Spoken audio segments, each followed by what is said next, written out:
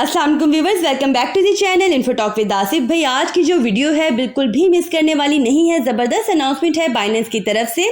तमाम BNB holders और FD USD holders के लिए गुड न्यूज़ है और जिनके पास ये टोकन्स नहीं है उनके लिए क्या क्राइटेरिया बन सकता है वो भी मैं आपको बताने जा रही हूँ, क्योंकि बीएनबी ने अपना ऑल टाइम हाई बना लिया और इस तरह से देखा जाए तो इस वक्त ये ओवरबॉट कंडीशन में है।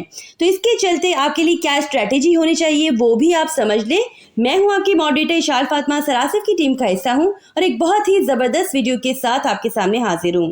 ज़बरदस्त इस तरह से है कि बाइनेंस ने अपने 55th लॉन्च पुट प्रोजेक्ट की अनाउंसमेंट कर दी है, जहां आप अपने बीएनबी और एफडी यूएसडी को स्टेक करके बिल्कुल मुफ्त में ये टोकन कमा सकते हैं। अब ये जो टोकन लिस्ट होने जा रहा है, अब तक के तमाम लिस्टेड टोकन जो कि लॉन्च पुट के थ्रू लिस्ट हुए हैं, इनके लिए बहुत ही बड़ा कॉम्पिटिटर बन सकता है। तो आने वाले बुल रन के लिए अगर आपको मुफ्त में ये टोकन मिल जाते हैं तो ऑफकोर्स एक बहुत बड़ी अपॉर्चुनिटी होगी आपके लिए, क्योंकि अगर मैं आपको ऑनेस्टली रिव्यू दूँ ना तो आने वाला कॉइन कितनी भी हाइप लिए हुए हो, अगर बिल्कुल स्टार्ट में इसमें इन्वेस्ट कर दिया जाए तो कहीं ना कहीं वो मामला जो है वो रिस्की हो जाता है। भाई लक की बात है, हो सकता है वो प्रोजेक्ट ना चल पाए, फेल हो जाए। तो लॉन्च पूल के ऑप्शन की अच्छी बात यह है कि इसमें आपके पास से कुछ नहीं जाता, आपने बस स्टेक करना होता है अपने टोकन्स को। इसके बदले आपको रिवॉर्ड मिल जाता है एक खास पीरियड के बाद। तो क्या होता है उसके बाद जो वो स्टेक किए हुए टोकन्स होते हैं वो आपको एज इट इज़ वापस मिल जाते हैं। अब IO.net जो कि इस वक्त जो है 55th लॉन्च पुट प्रोजेक्ट बनने जा रहा है बाइनेंस का, काफ़ी हाइप जो है इसकी ऑलरेडी क्रिएट हो चुकी है, क्योंकि यूज़ केस जो है वो बहुत ही ज़बरदस्त है। देखिए न्यू जनरेशन प्रोजेक्ट है और सबसे पहले तो AI बेस्ड प्रोजेक्ट है जो कि इस वक्त चलने वाले बड़े नैरेटिव में से एक है। अगर आप इनकी वेबसाइट पर जाएं तो सबसे पहले लिखा हुआ नजर आएगा the internet of GPUs finally here.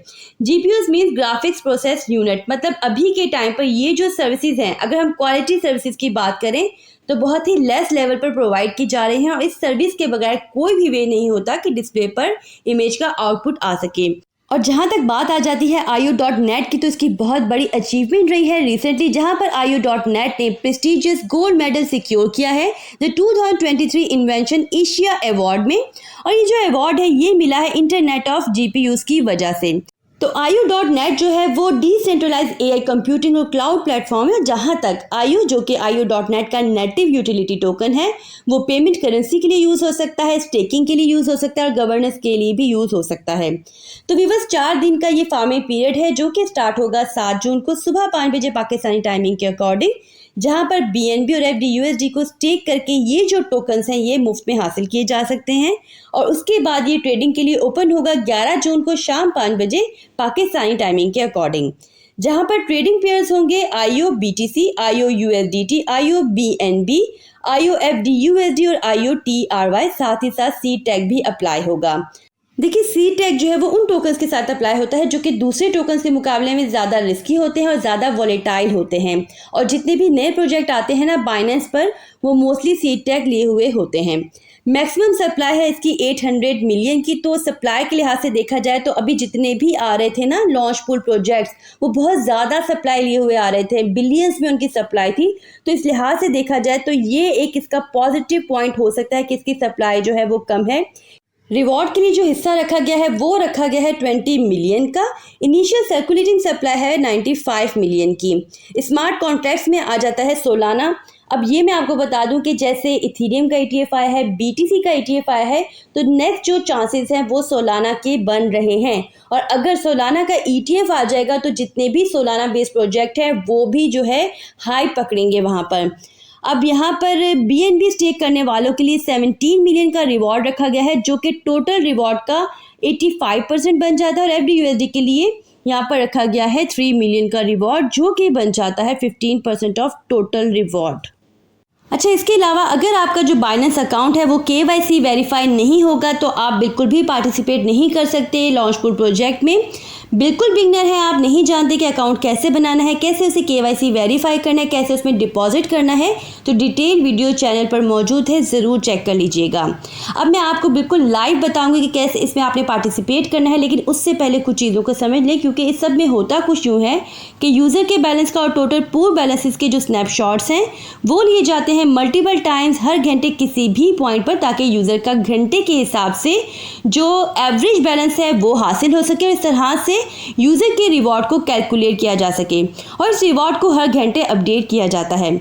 इसके अलावा यूज़र अपने रिवॉर्ड को अक्यूमुलेट कर पाएंगे और क्लेम कर पाएंगे डायरेक्टली अपने स्पॉट अकाउंट्स में किसी भी वक्त। अच्छा, एक टाइम में ना एक ही पूल में टोकन स्टेक किए जा सकते हैं, मतलब सेम बीएनबी को 2 डिफरेंट पूल्स में स्टेक नहीं किया जा सकता। फॉर एग्जांपल, अगर आपके पास 100 बीएनबी हैं तो 100 बीएनबी को डिफरेंट पूल्स में स्टेक नहीं किया जा सकता। हाँ, ऐसा ज़रूर हो सकता है कि इसको 50-50 के रेशियो से स्टेक किया जाए। अच्छी चीज़ जो लॉन्च पूल की होती है वो ये होती है कि विदाउट एनी डिले यूज़र अपने फंड्स को अनस्टेक कर सकते हैं और चाहे तो किसी और अवेलेबल पूल में पार्टिसिपेट भी कर सकते हैं। अच्छा, अनक्लेम रिवॉर्ड और स्टेक टोकन्स जो हैं वो भी ऑटोमेटिकली ट्रांसफ़र हो जाएंगे यूज़र के स्पॉट अकाउंट्स में जब भी फार्मिंग पीरियड का एंड होगा। इसके अलावा बाइनेंस बीएनबी वॉट और लॉट प्रोडक्ट्स जो हैं वो भी सपोर्ट करेंगे लॉन्च पूल प्रोजेक्ट को। मतलब जिन यूज़र ने बीएनबी को बीएनबी वॉट और लॉट प्रोडक्ट में स्टेक किया होगा वो ऑटोमेटिकली पार्टिसिपेट कर पाएंगे लॉन्च पूल प्रोजेक्ट में और मुफ्त में टोकन हासिल कर पाएंगे। अच्छा, नीचे वो तमाम कंट्रीज दी गई हैं जो कि इस लॉन्च पूल प्रोजेक्ट में पार्टिसिपेट नहीं कर सकती। साथ ही ये भी मेंशन किया गया है कि ये जो लिस्ट है according to local rules and regulation update भी हो सकती है।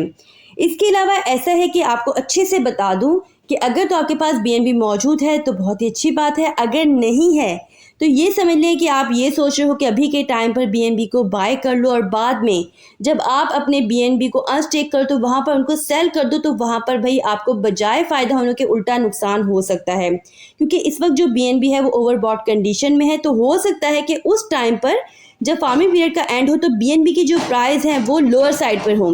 देखिए, ये भी हो सकता है कि अपर साइड पर हो, बट कोई भी सिनेरियो बन सकता है। तो आपने जो भी करना है सोच समझ कर करना है ताकि आपका नुकसान ना हो। अब जहाँ तक बात है FDUSD की, तो क्योंकि FDUSD जो है वो स्टेबल कॉइन है तो उससे लेके ये सारा इशू नहीं है, लेकिन रिवॉर्ड जो है वो BNB होल्डर्स के लिए ही ज़्यादा रखा गया है। आपके पास अगर BNB मौजूद हैं तो भाई इनको स्टेक करें। अगर आपने लॉन्ग टर्म होल्डिंग के लिए रखे हुए हैं कोई ऐसा इशू नहीं है। इस प्रोजेक्ट में पार्टिसिपेट करने के लिए आ जाएं बाइनेंस की होम पेज पर। यहाँ पर मोर का जो ऑप्शन नज़र आ रहा है उस पर आप क्लिक कर लें। उसके बाद स्क्रीन को स्क्रॉल डाउन करें। अर्न के ऑप्शन में जो लॉन्च पैड का ऑप्शन नज़र आ रहा है उस पर आप क्लिक कर लेंगे तो इस तरह की स्क्रीन आपके सामने आ जाएगी, जहां पर IO प्रोजेक्ट के लिए लॉन्च पूल का ऑप्शन आपके सामने मौजूद है, जहां पर आप अपने BNB और FDUSD को स्टेक करके मुफ्त में टोकन हासिल कर सकते हैं। तो व्यूअर्स, ये था सारा प्रोसीजर। आई होप कि आपको अच्छे से समझ आ गया होगा, वीडियो आपके लिए इन्फॉर्मेटिव रही होगी। अगर तो ऐसा है तो वीडियो को लाइक करने में कंजूसी मत दिखाया करें, साथ ही साथ अपना फीडबैक जो है वो कमेंट्स के थ्रू ज़रूर हम तक पहुंचाया करें। चैनल पर नए हैं, चैनल को सब्सक्राइब कर लीजिए, बेल आइकन को प्रेस कर लीजिए ताकि आने वाली कोई भी इंपॉर्टेंट वीडियो आपसे मिस ना हो पाए। अपना बहुत ख्याल रखिएगा। Take care. अल्लाह हाफिज़।